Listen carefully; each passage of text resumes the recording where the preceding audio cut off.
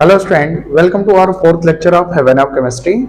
और first of all sorry, क्योंकि कुछ दिनों से लेक्चर्स प्रॉपरली नहीं आ पा रहे हैं सीक्वेंस में, क्योंकि कुछ दिक्कतें थी जो अब दूर हो गई हैं। अब प्रॉपर आपको सीक्वेंस में लेक्चर्स लगभग रेगुलरिटी के साथ मिलते रहेंगे। तो आइए अपने नेक्स्ट लेक्चर पे यहाँ बात करते हैं। इसके पहले हम लोगों ने देख लिया था फर्स्ट एक चीज़ और। फर्स्ट ऑफ ऑल अगेन, यदि कोई नए यूजर्स जुड़े हैं तो उनको मैं इन्फॉर्म करना चाहूँगा, ये बेसिक कॉन्सेप्ट के लिए बनाया गया है, हमारा केमिस्ट्री का क्लास है। ओके, और इसमें आपको केमिस्ट्री की बेसिक कॉन्सेप्ट, यदि केमिस्ट्री से डर लगता है तो वो बेसिक चीजें आपको मिलेंगी जिससे वो डर खत्म हो जाएगा। और इन सारी चीजों को कवर करने के बाद हम केमिस्ट्री के और हायर लेवल पर चलते जाएंगे। ओके, तो फर्स्ट ऑफ ऑल हमारा टारगेट है कि जो स्टूडेंट केमिस्ट्री को बिल्कुल नहीं समझ पाते, कम से कम वो केमिस्ट्री को समझें। ठीक है, कैसे केमिस्ट्री वर्क करती है, केमिस्ट्री में क्या किस तरह से एटम्स एक दूसरे से जुड़ते हैं। ठीक है, इन सारी चीजों को समझें और उसके बाद फिर और आगे की चीजों पर हम लोग चलेंगे।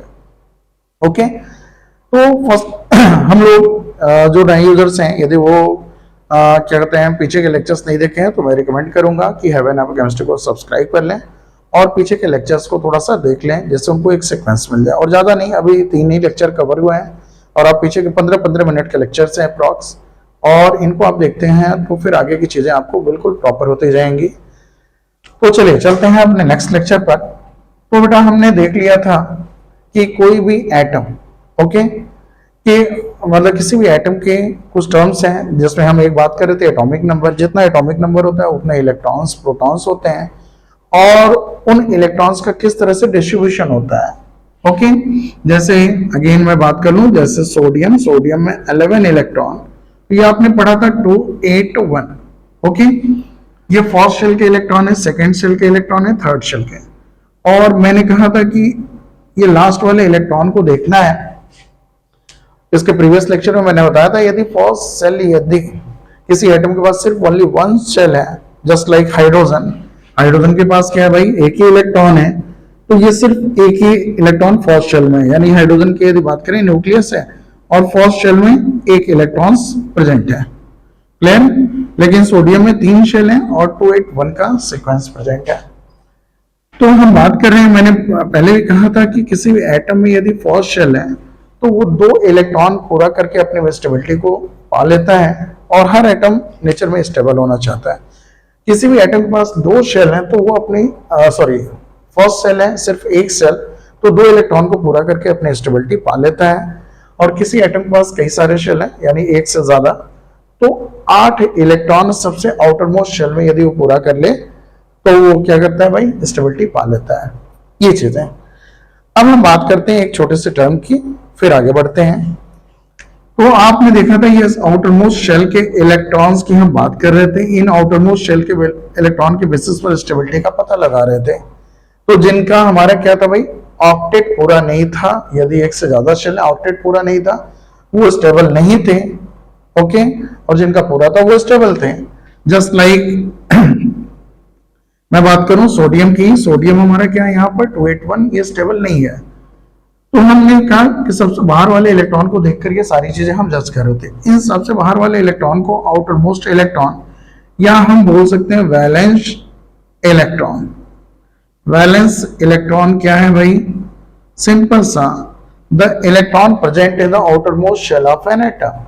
The electron present in the outer most shell of an atom, यानी किसी भी एटम में आउटर मोस्ट शेल में जो इलेक्ट्रॉन है उसको क्या बोलते हैं, वैलेंस इलेक्ट्रॉन। तो सिंपली कह सकते हो वैलेंस इलेक्ट्रॉन। ठीक है, यदि एक सेल है तो वहां वैलेंस इलेक्ट्रॉन 2 हैं तो वो स्टेबल होगा एटम, और एक से ज्यादा शेल है तो वैलेंस इलेक्ट्रॉन क्या है भाई, 8 है तो स्टेबल होगा। तो just like in this case ये स्टेबल नहीं है। इसी तरह मैं ऑर्गन की बात करूं, ऑर्गन 18 288, ये स्टेबल है, वैलेंस इलेक्ट्रॉन 8 है भाई। तो अब बात करते हैं ये एटम जो स्टेबल है, तो ठीक है, स्टेबल का मतलब कि ये नेचर में एज इट इज अपने अकेला रहेगा, किसी से कोई मतलब नहीं, चुपचाप जहां पर है इसको छोड़ दिया जाए ये घूमता रहेगा भाई, इसको दूसरे से कहीं से कोई मतलब नहीं, लेना देना नहीं। लेकिन ऐसे एटम्स जो स्टेबल नहीं है, ये नेचर में यदि रिलीज कर दिए जाए या छोड़े जाए तो ये कहीं ना कहीं जुड़ के अपनी स्टेबिलिटी को पाने की कोशिश करते हैं। यानी सिंपल से वर्ड में आप यही कह सकते हो, वही एटम्स जोड़ने की कोशिश करते हैं दूसरे से जो स्टेबल नहीं है। ओके, तो यहां पर मैं बात कर रहा हूं कि अब कैसे ये जुड़ के स्टेबिलिटी को पाना चाहता है या कोई भी एटम उसकी। तो जैसे सोडियम की मैं बात कर रहा हूं, सोडियम 281 लास्ट शेल में 1 इलेक्ट्रॉन है, वैलेंस शेल इलेक्ट्रॉन। अब इसको मैंने कहा कि ऑक्टेट 8 पूरा करना है, तो 8 क्या है भाई, फर्स्ट शेल के अलावा कोई भी शेल उसमें होना चाहिए, समझ रहे हो, तो वो स्टेबल फील करेगा। तो इसके 8 पूरा करने के 2 रास्ते हैं, यानी कि सिंपली कह सकते हो, एक चीज और जान लो कि एटम जब दूसरे से जोड़ते हैं ना, तो अपने इलेक्ट्रॉन को लूज, गेन या शेयर जरूरत पड़ने पर दे सकते हैं दूसरे को या ले सकते हैं, ठीक है, या एक शेयर मेथड होता है उसको फॉलो कर सकते हैं। तो जनरली अभी बात में दिमाग में रखो कि लूज और गेन की बात, कि जनरली जुड़ते समय एटम इलेक्ट्रॉन को दे या ले सकते हैं अपने स्टेबिलिटी को पाने के लिए। तो ये एटम यदि मैं बात करूं 281, इसके पास वैलेंस इलेक्ट्रॉन 1 है, तो जुड़ते समय ऑक्टेट पूरा करने की कोशिश करेगा। अब इसके पास 2 रास्ते हैं, या तो इसको 7 इलेक्ट्रॉन कहीं से मिल जाए, 7 इलेक्ट्रॉन, तब भी 8 पूरे हो जाएंगे, या तो दूसरा काम है कि ये 1 इलेक्ट्रॉन बाहर रिलीज कर दे, अपना किसी को दे दे, तो 1 इलेक्ट्रॉन इसने दे दिया, तब भी आउटर मोस्ट शेल में 8 बच जाएंगे। भाई दोनों पॉसिबिलिटी दिख रही है कि नहीं? तो 7 इलेक्ट्रॉन ले ले या 1 इलेक्ट्रॉन दे दे, लेकिन एटम को इलेक्ट्रॉन देने लेने में एनर्जी लगती है, और कोई भी नेचर का एक रूल कहता है कि यार जब भी कोई भी वर्क होता है तो लेस एनर्जी में जो वर्क हो जाता है वही फॉलो किया जाता है। ओके, जैसे आपको भी एक जगह से दूसरे जगह जाना हो तो आप लोग शॉर्टकट रास्ता खोजते हो, कौन सा शॉर्टकट है जल्दी हम पहुंच जाए, या ज्यादा हमें क्या है भाई साइकिल या गाड़ी नहीं चलानी पड़ेगी। तो वैसे ही एटम भी क्या है अपनी स्टेबिलिटी पाने के लिए जो शॉर्टेस्ट या लेस एनर्जी वाला रास्ता है ना उसको खोजता है। तो कम इलेक्ट्रॉन लेने देने में कम एनर्जी लगेगी और हमेशा उसी को एटम फॉलो करता है। तो ऐसे में ये 7 इलेक्ट्रॉन गेन वाले रास्ते को नहीं अप्लाई करता, ठीक है, ये 1 इलेक्ट्रॉन लूज वाले रास्ते को अप्लाई करता है। तो ये क्या करता है, 1 इलेक्ट्रॉन लूज करने के इससे जुड़ने की कोशिश करेगा। इसी तरह मैं बात कर लेता हूं जस्ट लाइक क्लोरीन।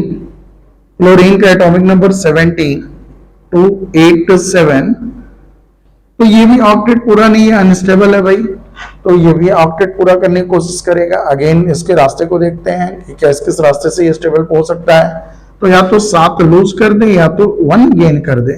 तो 7 लूज करेगा तो फिर दिक्कत, मतलब ज्यादा इलेक्ट्रॉन का काम करना पड़ेगा, और 1 गेन करना आसान है, इसलिए ये 1 गेन करके ये अपना काम करेगा। 7 लूज करने वाला ये काम नहीं करेगा। ओके, समझ रहे हो? तो 1 इलेक्ट्रॉन गेन करके ये अपना काम कर सकता है, ये 1 इलेक्ट्रॉन लूज करके अपना काम करने वाला है। तो इस तरह से ये सारे अपनी स्टेबिलिटी को गेन मतलब अटेन करते हैं।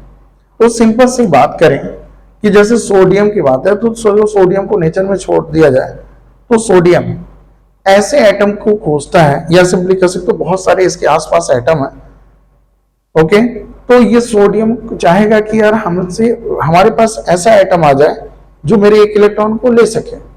ओके, तो इस कंडीशन में यदि हम बात करें तो सोडियम को यदि मैंने यहां 281 है भाई, और मान लो इसके पास क्लोरीन आ गया 287, तो देख रहे हो कि सोडियम क्या करेगा भाई, इस क्लोरीन को 1 इलेक्ट्रॉन दे दे तो काम हो जाएगा, और क्लोरीन भी चाह रहा है कि 1 इलेक्ट्रॉन हमें मिल जाए। तो ये दोनों एक तरह से आपस में जुड़ने के लिए परफेक्ट कॉम्बिनेशन दे रहे हैं। तो ये सिंपली जुड़ जाते हैं और हम देखते हैं कि क्या बनता है, NaCl बन जाता है, जिसको हम कॉमन सॉल्ट बोलते हैं, नमक। तो समझ आया? पहले हम इनिशियल बात कर रहे हैं कि एटम्स अभी कैसे बनते हैं, आयंस बनते हैं, ये हमारे डिफरेंट टाइप की बॉन्डिंग होती है, वो सब बाद में बात करेंगे। अभी हमारा टारगेट है कि एटम के जुड़ने का पर्पज क्या है। तो एटम के जुड़ने का पर्पज है कि अपने ऑक्टेट लेवल को कंप्लीट कर लेना। तो ये दोनों यदि एक एटम दूसरे से जुड़ना तभी जुड़ना चाहेगा जब वो उसकी जरूरत को पूरा कर सके, यानी 2 एटम जो जुड़ते हैं ना, दोनों एक दूसरे की जरूरत को पूरा कर सके, तभी वो आपस में जुड़ सकते हैं। जैसे सोडियम के पास मैंने मैग्नीशियम रख दिया, तो 281 है भाई, एक इलेक्ट्रॉन ये चाहता है मेरा कि लूज कर दें, और ये 282 ये भी चाहेगा कि 2 इलेक्ट्रॉन लूज कर दें, क्योंकि देखो इसके पास भी ऑक्टेट कंप्लीट होने के 2 रास्ते हैं, या तो 2 लूज करे या तो 6 गेन करे। 6 गेन करने वाला काम नहीं करेगा, डिफिकल्ट है, तो 2 लूज ये भी करना चाहता है और ये भी लूज, तो जाहिर सी बात है ये लूज करेंगे तो लेगा कौन? क्लियर है? यदि ये कोई लूज कर रहा है तो इलेक्ट्रॉन्स हवा में नहीं फेंके जा सकते, एक्चुअल में कोई दूसरा बगल में होना चाहिए जो उसके इलेक्ट्रॉन को गेन करे। ओके, डिमांड पर ही लूज होता है, तो ये क्लोरीन डिमांड कर रहा है इसलिए ये लूज इजिली कर पा रहा है। तो यहां पर क्या है भाई, इसकी डिमांड ही नहीं है। क्लियर? ये भी चाह रहा है कि हमसे कोई 2 इलेक्ट्रॉन ले, वो चाह रहा है हमसे कोई इलेक्ट्रॉन, तो दोनों एक दूसरे की डिमांड को पूरा नहीं कर सकते, तो ये दोनों जनरली आपस में नहीं जुड़ेंगे। क्लियर है? ये दोनों आपस में नहीं जुड़ सकते। तो ऐसे ही एटम्स आपस में एक दूसरे मतलब के लिए जो बेनिफिशियल हैं या एक दूसरे की जरूरतों को पूरा कर सकते हैं, वो एटम आपस में जुड़ने की पूरी कोशिश करते हैं। ठीक है? तो इसी तरह मैं एक एग्जांपल ले लूं कि मान लो कि अब मैं कह रहा हूं कि मैग्नीशियम है, मैग्नीशियम को जोड़ना है और क्लोरीन एटम है। तो मैग्नीशियम की मैं बात करूं 282 है 12 एटॉमिक नंबर, तो ये 2 इलेक्ट्रॉन लूज करना चाहता है, 2 इलेक्ट्रॉन लूज करके जोड़ना।